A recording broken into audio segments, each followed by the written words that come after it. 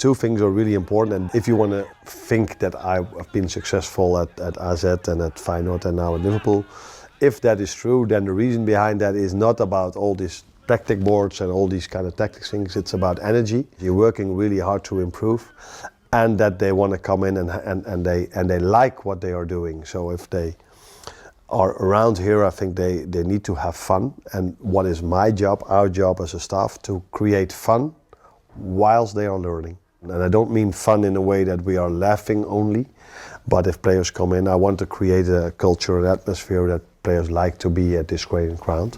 Is it easier, or is it the same, or is it more difficult being a coach at Liverpool? Because you got something in your head. I remember Van Basten once said, I really struggle as a coach because I tell them what to do and I don't understand that they can't do that. Here you got the players with the quality and the technique they have. Does it make it easier for you to implement? There is a difference, but it's not between heaven and earth. That's the way we say it in Holland. So there is a difference.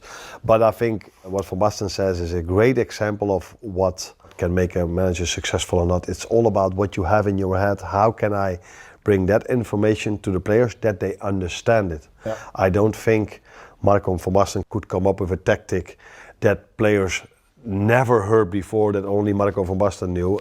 All the things I know, all the managers around the world might even know that. But it is more about how can I bring that information towards the players that they truly understand what I want from them. That can be in a meeting with videos, that can be in a training session, and all these things that can be in a 1v1 conversation.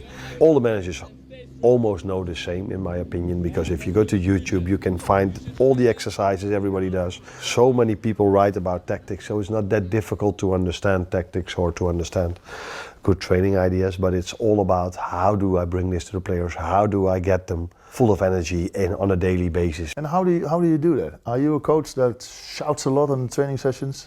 No. Are you the one that shouts and breaks them down and walks off the pitch and an arm and then explains why you shouted at them?